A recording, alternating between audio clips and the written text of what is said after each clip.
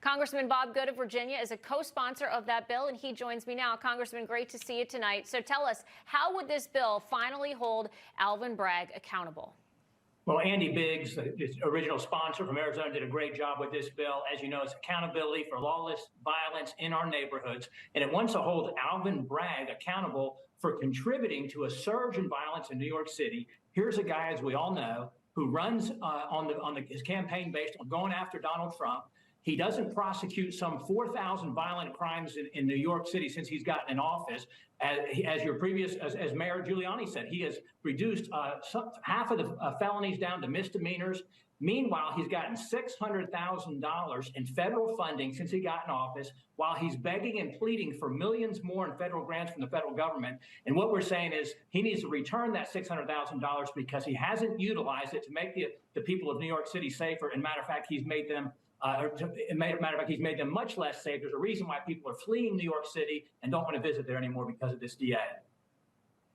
Yeah, we heard last night on our program from two women who will be testifying at this hearing, talking about, their experience with crime. One of them lost a son, another one lost a boyfriend and his friend. They haven't seen justice in those cases. Your thoughts? I mean, you look at New York City right now, the crime that's happening there, so much recidivism. These people let back out on the streets.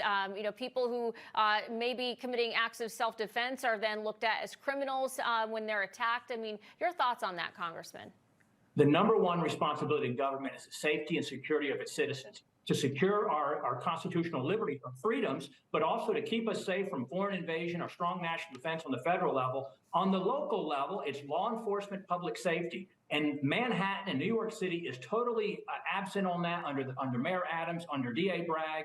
And we want to hold him accountable by making him return the $600,000 in funding that he's got from the federal government. And then thankfully, Jim Jordan is subpoenaing him to get answers on what he's been doing with the money that he got from the federal government. And has he colluded with the White House and Department of Justice to go after Biden's political opponent, the chief political opponent, President Trump?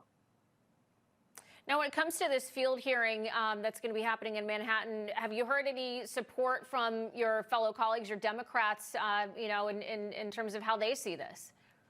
Well, sadly and unfortunately, the Democrat Party has become the party of whatever it takes by any means necessary to defeat their political opponents, to hold on to power or to gain power. So I certainly don't hear any concern from Democrats about what this DA is doing.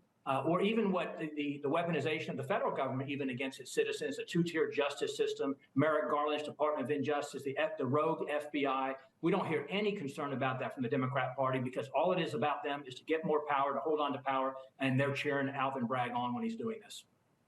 Yeah, well, they better wake up soon because, again, if this happens to Trump, it can happen to anybody, and exactly they right. too could be targets at some point eventually. So, Congressman Bob Good, thank you so much for being with us tonight. Great to see you. Great to be with you. Thank you.